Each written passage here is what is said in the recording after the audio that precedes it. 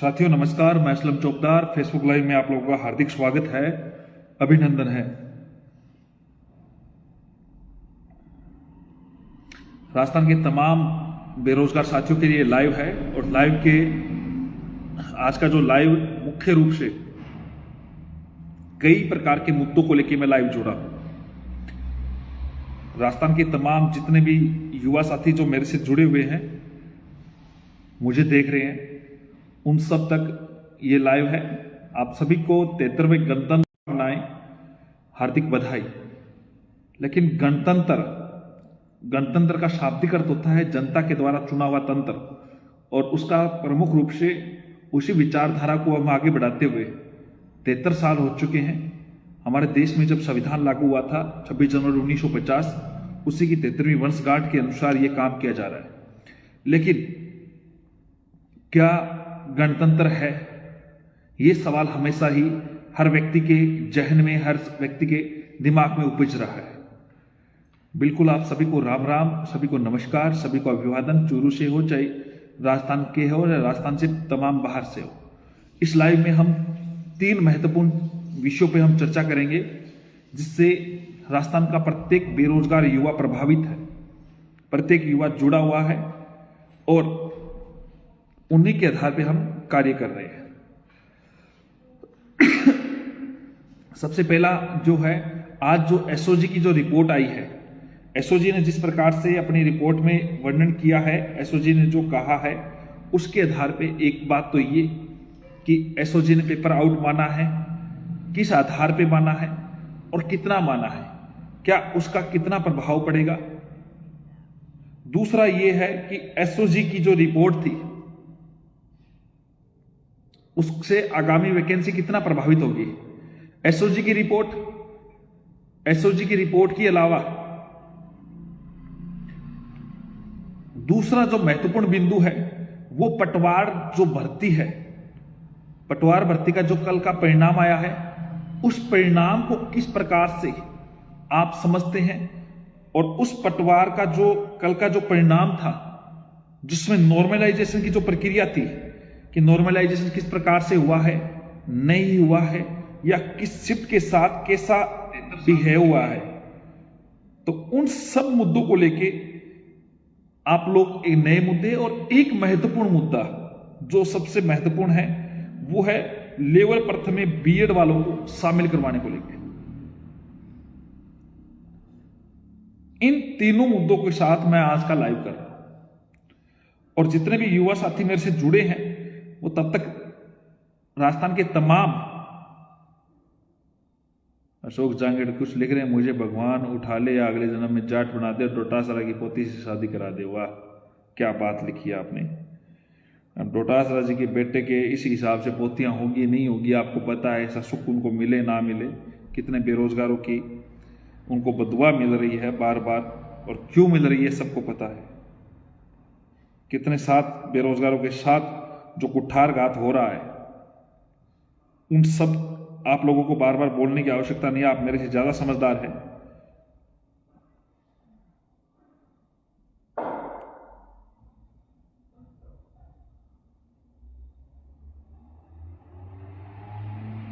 एक बार राजस्थान के तमाम युवा साथी जुड़ जाते हैं, 2 मिनट का मैं समय लूंगा आपसे, 1 मिनट का ही।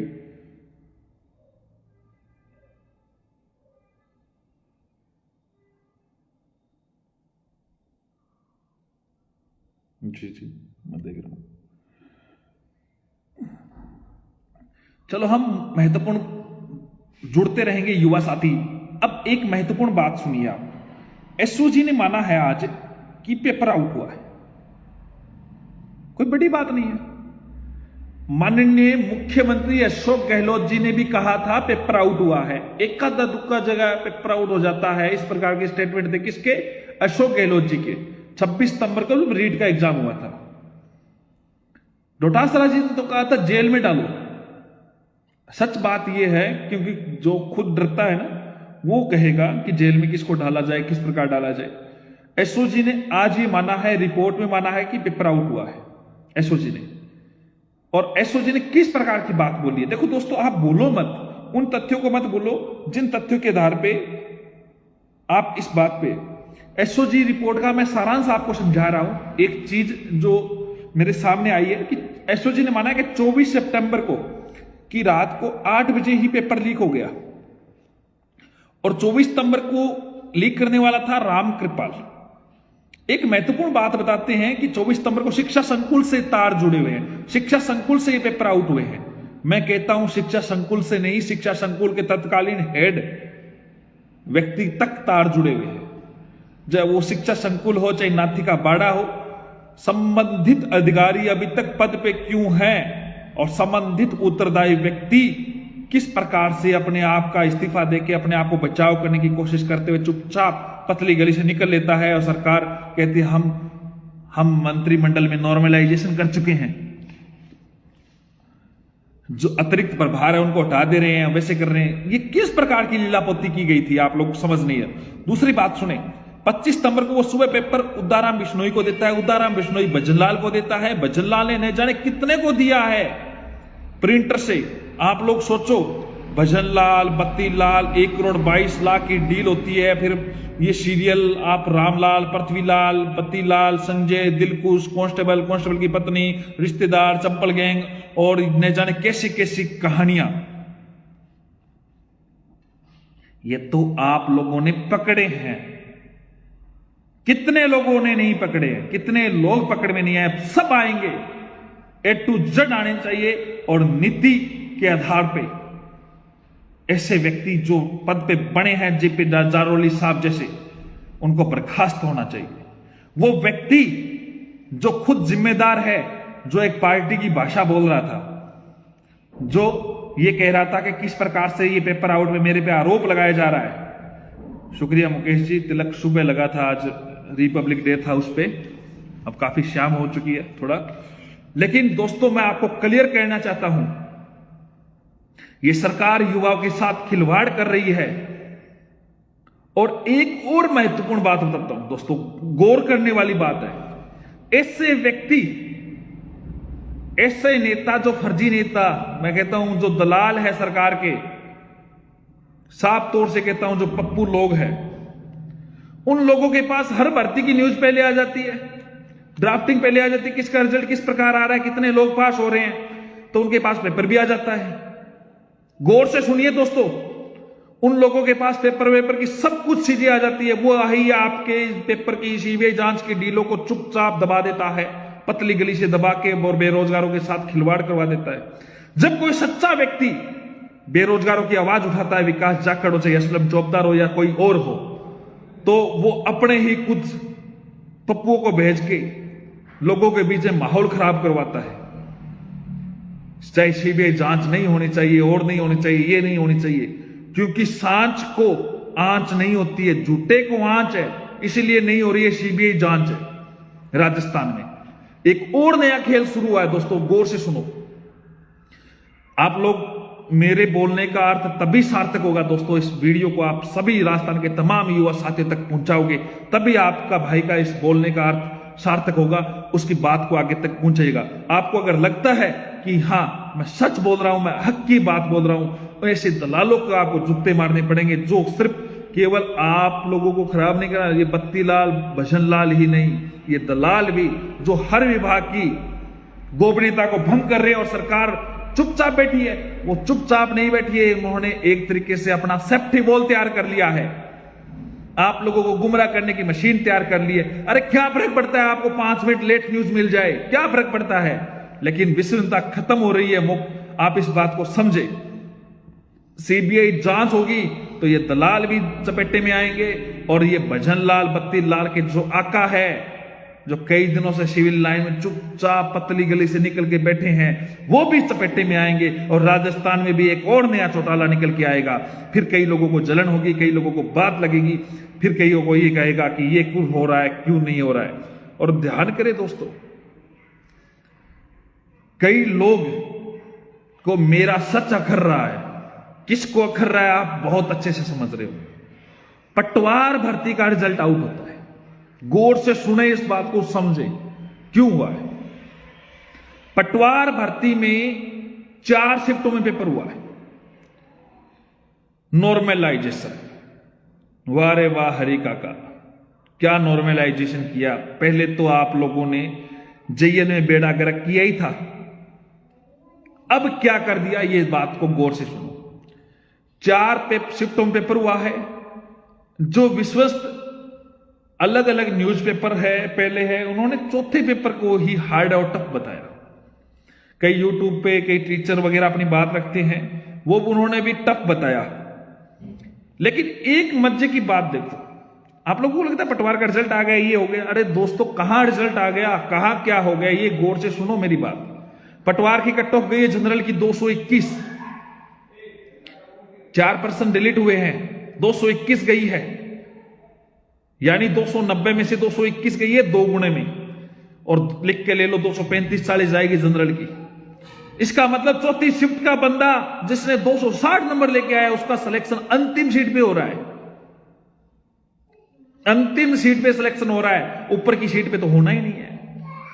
290 में से 260 नंबर ले आए जाते हैं, या तो वही ला सकता है जिसने खेल काला किया हो, या फिर ऐसे नहीं होता। और जिस प्रकार से लैंगिक आधार पे नॉर्मलाइजेशन किया गया है, अकॉर्डिंग टू साइकोलॉजी मानते हैं किसी नॉर्मलाइजेशन या तो पेपर के लेवल पे होता है या आईक्यू लेवल पे नहीं होता है, कि किसका आईक्यू लेवल कम होता है ज्यादा होता है। इन्होंने कह दिया लड़कियां हैं, लड़कियां कम थोड़ी होती है। फर्स्ट रैंक मुक्ता राव आई थी, आप लोगों को पता हो, 10वीं 12वीं टॉपर महिलाएं आती है, लड़कियां आती है। आप पेपर का आधार किस आधार पर किया है? चौथे शिफ्ट के साथ जिस प्रकार से आपने कुठारघात किया है, या तो इस पे इसकी समीक्षा होनी चाहिए, इस नॉर्मलाइजेशन का जो तरीका था उसकी समीक्षा होनी चाहिए, या फिर एक आंकड़ा मेरे पास आया है, हाँ, मैं इसको पुख्ता नहीं कहूंगा, लेकिन एक आंकड़ा है कि फर्स्ट शिफ्ट के लगभग 3500-3600 लोग सिलेक्ट हुए, और सेकंड शिफ्ट के लगभग 2700, और थर्ड शिफ्ट के 1600 या 1800 मुझे कंफर्म नहीं, और फोर्थ शिफ्ट के 1200 से अधिक लोग, 1200 के लगभग लोग सिलेक्ट हुए।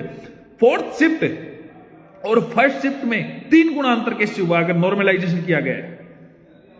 तीसरी महत्वपूर्ण बात और सुने, जब अंतिम रिजल्ट तैयार होगा तो चौथी शिफ्ट के 100 लड़के ही नहीं मिलेंगे। इस आधार पे आप मेरे को यह बताइए 217 नंबर किसके आ रहे हैं? 20 नंबर कम करेगा, 50-40 करता है, और अगर आएगा तो उसको दूर का मिलेगा और मिलेगा, किस प्रकार से मिलेगा, किस प्रकार से आवंटन होगा? महत्वपूर्ण बात आप समझे, बीएड बीएसटीसी बोलूंगा दोस्त, आप बात को समझे। मैं महत्वपूर्ण 2 बातें बताना चाह रहा हूं, किस प्रकार से राजस्थान के बेरोजगारों को ठगा जा रहा है, कुठारघात किया जा रहा है, ये बात को महत्वपूर्ण बात है, इस पे समझे। और किस प्रकार से बेरोजगार, मैं कहता हूं बेरोजगार भी खुद ठगने लायक बना हुआ है, अपनी हक की आवाज नहीं उठा सकता, अपनी बात नहीं बोल सकता, फिर वो कहता है पटवारी का जो मैटर है उस पर हमने विधिक राय ले रहे हैं, और इस पे जो न्यायिक रूप से जो भी बात होगी हमारी टीम कोशिश करेगी आपको न्याय दिलाने की, किसी के साथ कुठारघात ना हो, कोई भी व्यक्ति के साथ गलत ना हो। मुझे एक बात का स्पष्ट बता दीजिए, जो व्यक्ति वही 290 में से 270 लोग कितने ले आएंगे, और पेपर का लेवल किस आधार पर तय किया गया, इसकी पुष्टि करनी चाहिए, अध्ययन बोर्ड को पुष्टि करनी चाहिए। और युवा अगर चुप रहेगी, युवाओं की आवाज अगर चुप रहेगी, युवा अगर बोलेगा नहीं, युवाओं की आवाज दबेगी, तो ये स्कैम चुपचाप तरीके से दबा दिया जाएगा। बिहार से आपको रेलवे एग्जाम के एनटीपीसी के जो एग्जाम है उस मैटर पे समझना चाहिए, वहां पे भी रिजल्ट कैंसिल हुए हैं। रीट वाली जो बात है, अपने चहेतों को फायदा पहुंचाने के लिए किस प्रकार से सरकार बचाने की कोशिश कर रही है, क्यों कर रही है, इस बात की पुष्टि सरकार क्यों ना, जब अलवर गैंगरेप का मामला सरकार को लगा कि हां इसमें कुछ नहीं होगा, अपना कोई आदमी नहीं फंस रहा, फौरन इन्होंने क्या कर दिया, सीबीआई को ट्रांसफर कर दिया। इतना युवाओं के भविष्य के लिए क्यों नहीं कर रही सरकार? सीबीआई जांच कर दे। युवा ये थोड़ी कर रहा है कि आप पेपर को रद्द करें, सीबीआई जांच कर दे, सीबीआई तो दूध का दूध पानी का पानी कर देगी। अब तो एसओजी मान रही है, पेपर आउट हुआ है, एसओजी ने बोला है, अशोक गहलोत जी ने खुद ने बोला है, तो अशोक गहलोत जी इस बात की पुष्टि करे और इस बात की बातों को करे। जेईएन भर्ती के साथ जो खिलवाड़ हुआ है दोस्तों, सुनो, गौर से सुनो, 120 प्रश्नों का पेपर था, 9% डिलीट किए, 9 या 11 मुझे कंफर्म याद नहीं अभी, 109 या 111 प्रश्नों में से 101 3 गुना में जाती है, तो आप ये सोचो कि 1 गुना में कितनी जाएगी कट ऑफ। बहुत ज्यादा खिलवाड़ हो रहा है दोस्तों आप लोगों के साथ। आप लोग घर बैठे हैं, जिस दिन आप चूकोगे उस दिन आपको अफसोस होगा। आज अगर चुप रहोगे तो आपकी बात को हमेशा दबा दिया जाएगा। उनको पता चल जाएगा कि बेरोजगार किस प्रकार बंट जाता है, किस प्रकार बिखर जाता है और किस प्रकार से बेरोजगारों के लिए एक सेफ्टी वॉल तैयार कर दिया जाता है। जिसके पास गोपनीय विभाग से जानकारी आ जाती है वहां से पेपर नहीं आ सकता। जिसको इतना फायदा हो सकता है, जो गोपनीयता पे भी जो सरकार के दलाल है गोपनीयता भंग करते हुए चीजें आउट कर रहे हैं। आप लोग सोचिए गोपनीय शाखा की बातें बाहर कैसे आ सकती है।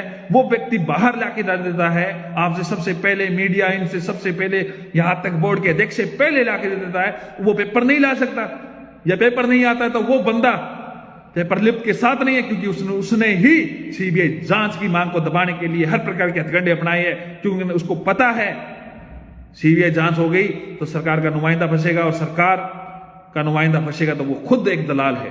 आप इस बात को समझे। और चुनाव में जो चंदा इकट्ठा किया कांग्रेस सरकार ने, वो चंदा काम नहीं आने वाला दोस्तों। एकजुट होना पड़ेगा, एक आपको आपके हक की आवाज उठानी पड़ेगी, तभी ये बात बनेगी। तीसरी महत्वपूर्ण बात, एक और बीएड बीएसटीसी के युवा साथी जो मुझसे पूछना चाहते हैं कि बीएसटीसी बीएड विवाद में क्या चल रहा है। दोस्तों बीएड बीएसटीसी विवाद एक महत्वपूर्ण विवाद है। मैं बोलूंगा अभी सारी चीजों पे, आपके कमेंट्स में पढ़ूंगा दोस्तों। आपके कमेंट्स है वो मुझे जरूर आप अवगत कराए। आपके जितने भी कमेंट्स है जरूर लिखे। आपके कमेंट्स की मैं रिप्लाई भी करूंगा, कोशिश करूंगा जितना भी मेरे से होगा। और जितने भी युवा साथी मेरे से जुड़े हुए हैं, आपके कमेंट्स को मैं कमेंट्स की मान रखते हुए सारी बातें रखूंगा। रीट 50,000 पे भी बात बोलूंगा बिल्कुल। भजन लाल बिश्नोई, अच्छा गोदारा आपका भी नाम भजन लाल बिश्नोई है, कोई बात नहीं, लेकिन आपने तैयारी की होगी, आप पदवर्ती के लिए पक्ष में। महत्वपूर्ण बात मैं कह रहा था बीएड बीएसटीसी विवाद को लेकर हमारी टीम और एनसीटी के बीच में हमारे एडवोकेट से चर्चा हो चुकी है। एनसीटी ने उन्होंने कहा था कि 2-3 दिन आप इंतजार करें, और उन 2-3 दिन का समय पूरा हो चुका है। एनसीटी के जो चेयरमैन थे उनका आप लोगों को पता है ट्रांसफर हो गया, सारंगी जी का ट्रांसफर होने पे ये मामला 5-7 दिन और आगे चला गया। हालांकि लीगल मीटिंग्स वगैरह सारी चीजें हो चुकी है उनकी तरफ से, लेकिन काफी युवा को पेशेंस नहीं है। इतना पेशेंस किया लेकिन पेशेंस नहीं था। बार बार कॉल मैसेज आ रहे थे, आप क्या होगा, एनसीटी का क्या होगा, एनसीटी जा रही है नहीं जा रही है। अरे एनसीटी हमारे साथ है। मैं कह रहा हूं एनसीटी की तरफ से इस बार एससी आएगा तो अगली बार एजीपी उतर जाएगा। आप लोग इस बात पे निश्चित रहे, एनसीटी आएगी। लेकिन फिर भी हमने लीगल प्रकार से हम क्या किसी प्रकार से रिस्क नहीं लेना चाहते। कई बार युवा साथी बार बार पूछ रहे थे कि आप जाओ, आप पहल करो। दोस्तों एक हियरिंग का 15 लाख से अधिक खर्चा आ रहा था हमारा। इस वजह से हमने थोड़ा डिले किया इस मैटर को। लेकिन फिर युवा ने कहा कि हमारी लास्ट डेट चल रही है, एग्जाम के फॉर्म भरे जाएंगे, नहीं भरे जाएंगे। अरे दोस्तों आप चिंता मत करो, हम आपसे भी ज्यादा सोच समझ के काम कर रहे हैं। हम सोच समझ के काम कर रहे हैं। निश्चित तौर पे अगर एनसीटी डिले करती है 2 दिन 3 दिन, तो आपने जो कहा था वो सर माथे पे है। हमारे एडवोकेट कल अर्ली हियरिंग की एप्लीकेशन लगा देगी, और इसी वीक के लास्ट देखो शुक्रवार तक हमारी पूरी कोशिश है। अगर शुक्रवार को नहीं होती तो अगले वीक में शुक्रवार या सोमवार के बीच में कोई भी एक दिन, दोनों में से एक दिन सुनवाई हम लगभग करवा देंगे। हमारी तरफ से super senior advocate Mukul Rohatgi ji उतरेंगे। हर प्रकार से पहलुओं में हम काम कर रहे हैं। एक हियरिंग एक्स्ट्रा हो जाएगी, एनसीटी नहीं आ रही, क्या फर्क पड़ रहा है। 15 लाख और सही हम लगाएंगे, युवाओं के लिए लगाएंगे। मैं लगाऊंगा, मैं पूरी कोशिश करूंगा। और जब इतना कुछ कर रहा हूं तो ये 15 लाख मेरे लिए मायने नहीं रखते। मैं आपको पहले भी बता चुका हूं और अभी बता रहा हूं। और रिजल्ट भी निकलेगा, आपके फॉर्म भी भराए जाएंगे, आपकी नियुक्तियां भी होगी। आप लोग निश्चित रहे, इस बात पे आप सब्र करें। किसी को अगर ऐसे लगता है कि किस प्रकार से मैं कुछ योगदान अंशदान कर सकता हूं, तो एक बात ध्यान करें, आप खुद एनसीटी या दिल्ली ऑफिस में चक्कर लगाए, कोई दिक्कत नहीं है, आप पहलों में काम करें। लेकिन आप लोग पेशेंस रखें, धैर्य रखें, हमारी टीम रियल में काम करे। मैं खुद अपना सारा सिस्टम हैंड ओवर छोड़ के, सारा कुछ सिस्टम छोड़ के मैं खुद लगा हूं दोस्तों। आप इस बात को सोचें। मैं जयपुर नहीं हूं, जयपुर से बाहर। मैं बहुत सोच समझ के काम कर रहा हूं। मुझे पता है कई लोग हमें हर प्रकार के पहलू हमारे सामने आ रहे हैं, हर प्रकार की बातें आती है, तो हर प्रकार से हमें लड़ना आता है, मुझे पता है।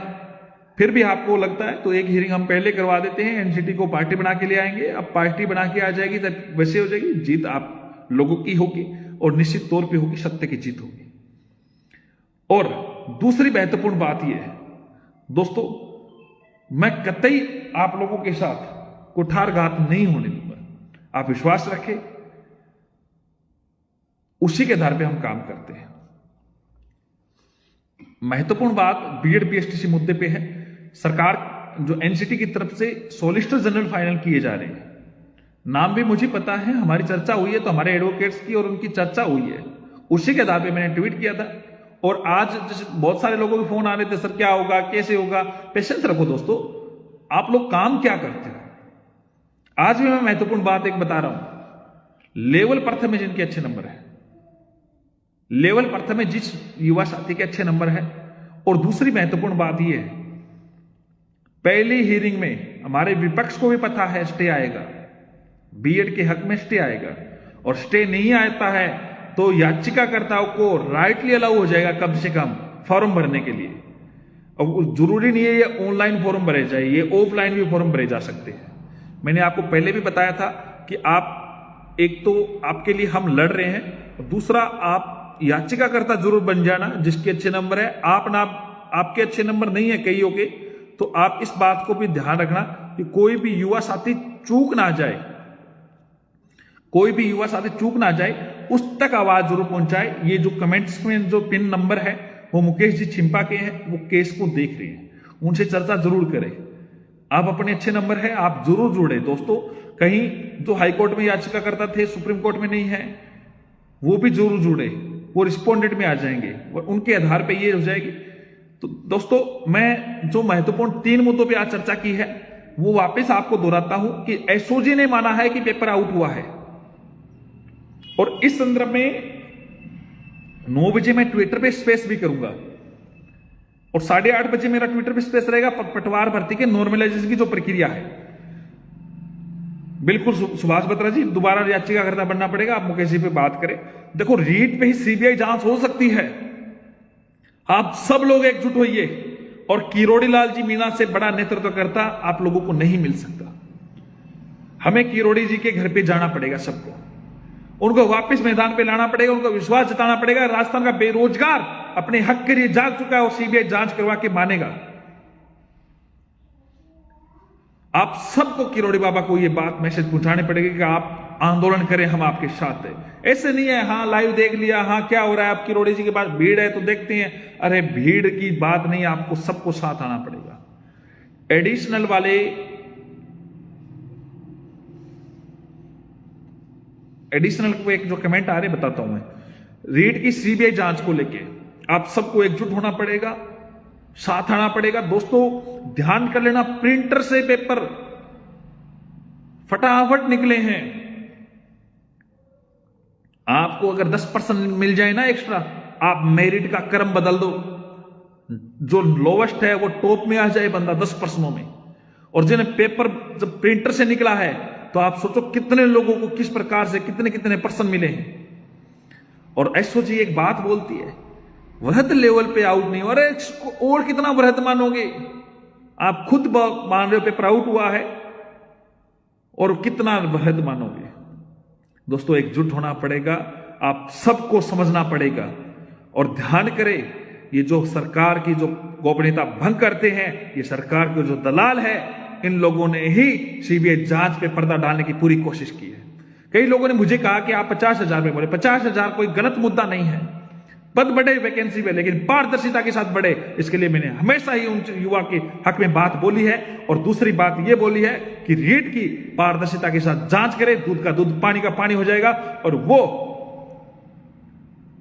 जब राजस्थान सरकार ये ऐलान कर देना कि बुलडोजर चलेगा जो भी आरोपी है उनके घरों पे, तो मैं कहता हूं पहला बुलडोजर सिविल लाइंस पे चलेगा। इस बात को राजस्थान सरकार को भी इल्म है, पता है सब कुछ। इस वजह से राजस्थान सरकार बोलती नहीं है। ट्विटर ट्रेंड कराएंगे दोस्तों, रीट पे लेके चाहे 50,000 पद हो, चाहे सीबीआई जांच हो, चाहे ये जो पटवार भर्ती के साथ जो कार्य हो रहा है। दोस्तों एक महत्वपूर्ण बात और बताता हूं, हर प्रकार से सरकार दबाव डालती है, सरकार दबाने की कोशिश करती है, चुप कराने की कोशिश करती है। बीएड बीएसटीसी विवाद का सरकार को पता था इस वजह से भर्ती आगे जा सकती है, तो इन्होंने बीएड वालों को बाहर किया, गुमराह करने की कोशिश की, आपके कैरियर के साथ खिलवाड़ किया। वरना दोस्तों आप तैयारी करके अच्छे नंबर लाके आप सिलेक्शन ले सकते थे। आपका केवल इस भर्ती के साथ खिलवाड़ नहीं किया, इनकी स्कीम 2026 में 1 लाख से अधिक लेवल फर्स्ट के फार्म खाली होंगे, पद खाली होंगे, वैकेंसी आएगी, लेकिन आप लोगों की बेरोजगारी जो कि त्यों बनी रहेगी। जो एसएस वाले जो कहते हैं हमारे नंबर नहीं आते, हमें लेवल फर्स्ट से मतलब नहीं है, दोस्तों एसएस वालों मैं आपको क्लियर कर देता हूं वापस से कि लेवल फर्स्ट का जो डीपीसी से प्रमोशन होता है वो लेवल सेकंड में एसएस की पद पे होता है, और एसएस के पद को खत्म करता है और आपके पद कम हो जाते हैं और आप रोते रहते हो कि एसएस में चला गया, संस्कृत में चला गया। तो मैं आपको क्लियर कहता हूं दोस्तों, आपका हक है, साथ आइए, साथ दीजिए, एकजुट कीजिए। मैं अपने जितना भी मुझे एडी चोटी का जो भी जोड़ लगाना है मैं लगाऊंगा, आप साथ आइए। एसओजी ने माना है रीट का पेपर आउट हुआ है, लेकिन एसओजी दब्बी आवाज में एक बात और बोली है दोस्तों, ये दब्बी आवाज आप लोगों की वजह से है। आप 632-40 लाइव चल रहे हो, 700 लोग लाइव चल रहे हैं, आप लोगों को शर्म आती है एक शेयर करने से, क्योंकि आप उस मुद्दों को पहुंचा नहीं सकते युवाओं तक। आपने सुन लिया, हाँ असलम जॉबदार सही बोल रहा है, ठीक है भाई साहब स्पोर्ट हूं मैं। एक देखो इस भंवर ने लिखा है मैं गरीब परिवार से हूं, मेरे अच्छे नंबर है लेकिन मेरे पास पैसे नहीं है, क्या करूं भाई, हताश हो गया।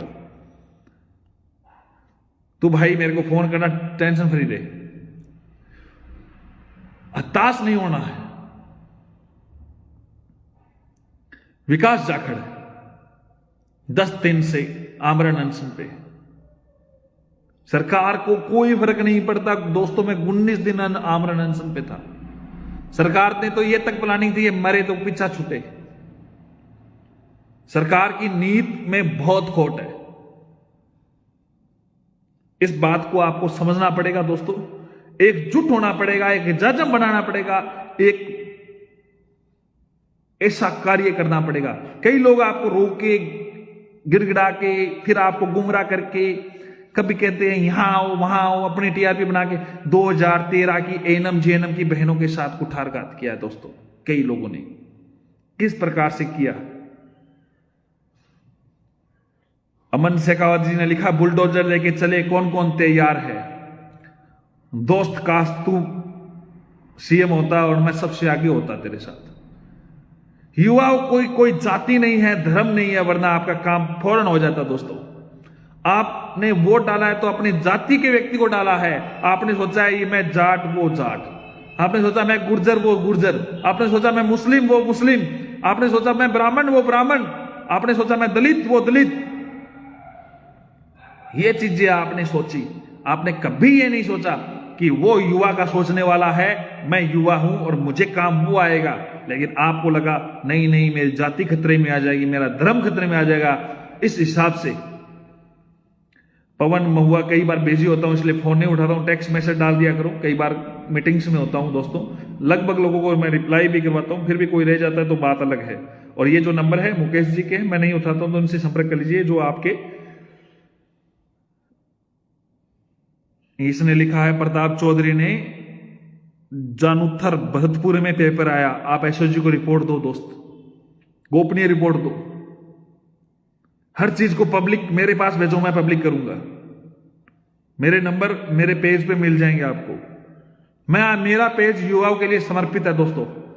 आप युवा हित के लिए कोई भी कार्य करके, कोई भी बंदा लाइव आके कुछ भी बोल सकता है। मेरा पेज नहीं है, युवाओं का पेज है। आप लोगों से ये पेज बना है। आज जो 57-58 हजार लोग जो जुड़े हैं, जो फॉलोवर है, फॉलोवर नहीं है, मेरा भाई है, लोग हो आप लोग, मेरा परिवार है। ये फॉलोवर किसी और के होते होंगे, लेकिन मेरा जो ट्विटर अकाउंट है जिसमें 57-58 हजार युवा साथी जुड़े हुए हैं, और जो मेरा फेसबुक पेज है, आप लोगों को समर्पित है। आप लोगों की हक की कोई भी बात हो, आप मुझे ट्विटर पे लिखे, सही तरीके से लिख के भेजे, मैं उसमें बिल्कुल भी एडिट नहीं करूंगा। अगर वो युवा हित में है और सही है, मैं उस पर हूबहू पोस्ट कर दूंगा। आप लोग इस बात को समझे, युवा हक में जितना मेरे से होता है मैं करूंगा, चाहे मुझे कुछ भी करना पड़े, चाहे मुझे जेल भी जाना पड़े, चाहे मुझे लड़ना पड़े, चाहे मुझे अनशन करना पड़े, लड़ना पड़े, झगड़ना पड़े, सरकार के खिलाफ आवाज बुलंद करना पड़े, मैं तैयार रहूंगा। सुबह से लेके रात्रि तक आप मुझे व्हाट्सएप कर दो। मेरे व्हाट्सएप नंबर, आप अब मेरे नंबर नहीं है तो आप मेरे पेज पे ले लीजिए, मेरे पेज पे आपको व्हाट्सएप का मिल जाएगा। मेरे नंबर नहीं मिल रहे फिर भी आप गूगल कर लीजिए, असलम चौबदार कॉन्टैक्ट नंबर आपको मिल जाएगा, व्हाट्सएप कर दे। मैं आपको एक क्लियर कहता हूं, हाँ कई बार बहुत सारा बिजी होता हूं दोस्त, फोन नहीं उठा पाता, कोशिश करता हूं वापस करवाने की, फिर भी नहीं उठा पाता हूं, तो आप मुझे व्हाट्सएप करें, देर से मैं उसको कोशिश करूंगा आपकी रिप्लाई करने की। व्हाट्सएप पे भी अगर रिप्लाई नहीं आता है आपको तो टेक्स्ट SMS डालें, मैं पक्का प्रत्युत्तर देने की कोशिश करूंगा। दोस्तों एक बात और ध्यान करें, हर भर्ती में इस सरकार ने गड़बड़ की है। एक ऐसी भर्ती बता दीजिए जो इन दिनों में सही तरीके से हुई है। कोविड के आड़ में आप लोगों पे केस दर्ज कर देती है, और उसी कोविड की उल्लंघन करते हुए इस सरकार के हर मंत्री विधायक पाए जाते, उन पे केस दर्ज नहीं होता। राजा को राजा, राजा को कौन कहे, राजा की प्रजा, लेकिन प्रजा जिस दिन पलटेगी ना, इनको पता नहीं चलेगा राजा का राजतंत्र कहां चले जाएगा।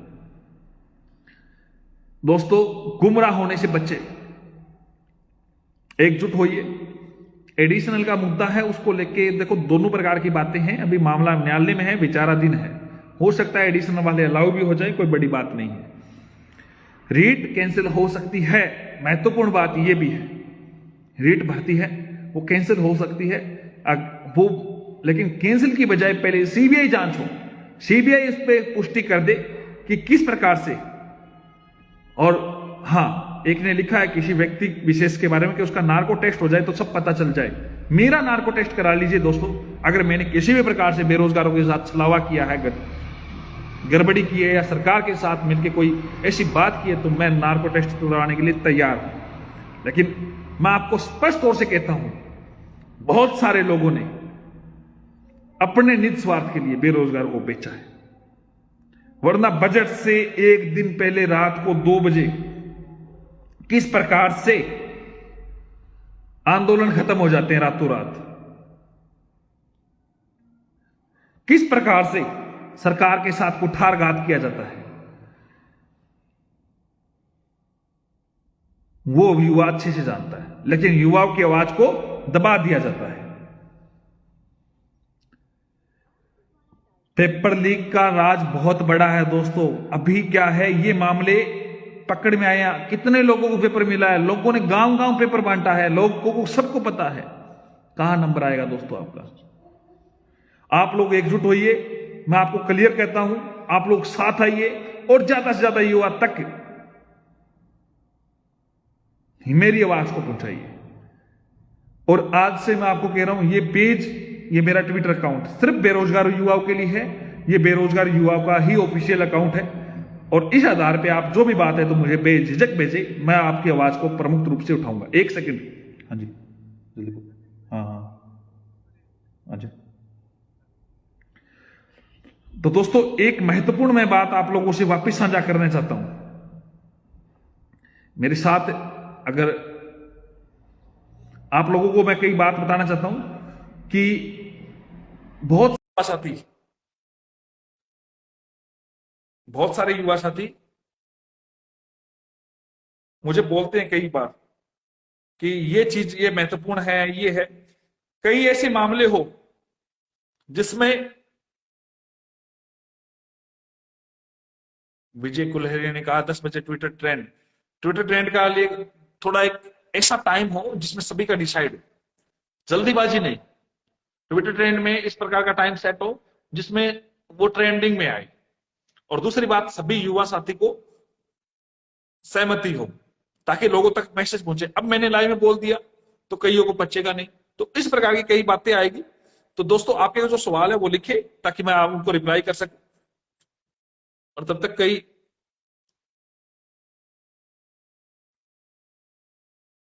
युवा साथी मेरे से जुड़े हैं। राहुल डाका जी अगर लाइन पे है तो उसको मैं जोड़ने की कोशिश कर रहा हूँ। विकास विकास जाकर के उन्होंने डीपी लगा रखी है अभी।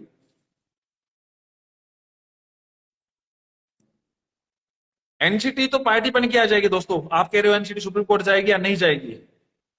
रेट 2016 पे अभी तक दोस्तों मैंने दो प्रकार की चीजें उपलब्ध करी है।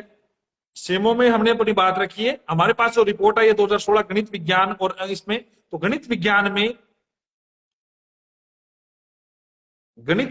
में बाहरी राज्यों के लगभग 15-16 लोग थे, शायद 16 लोग। इसमें 5-6 लोगों की डिग्री वेरीफाई हुई है, बाकी की अभी हुई नहीं। उसके आधार पर उनकी काउंसलिंग होगी, फिर उनकी नियुक्तियां होगी। उसके बाद में ये जो शिटे एब्सेंट है पात्र की आएगी, उस हिसाब से उस पर लिखा जाएगा।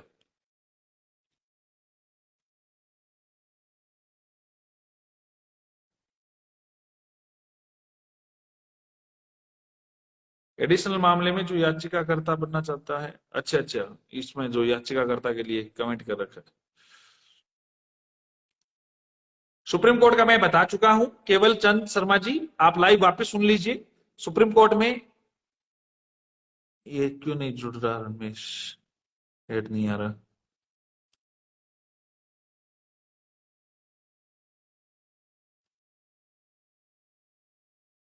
अंतिम पद भरे उसके संदर्भ में मैंने एक आदेश करवाया था, मेरे खुद के नाम से था, और जरूरत पड़ेगी तो मैं वो आदेश इंप्लीमेंट करवाने के लिए पूरी कोशिश करूंगा। आप लोग निश्चित रहे, अंतिम पद भरवाने की हर भर्ती में कोशिश करेंगे। हर भर्ती में काम होता है, वो हाई कोर्ट का जो आदेश होता है वो एक कोर्ट से दूसरे कोर्ट में नजीर के रूप में काम करते हैं, और यदि उन पे सुप्रीम कोर्ट उस पे उनके अगेंस्ट फैसला ना दे तो जितने भी युवा साथी जुड़े उसका बहुत बहुत धन्यवाद।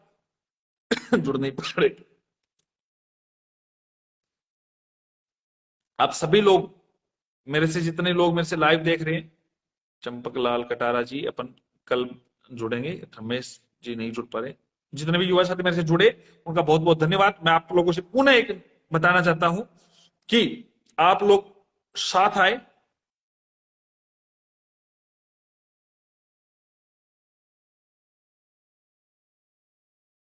एकजुट होइए, युवा के लिए आवाज बुलंद कीजिए। जय हिंद, जय भारत,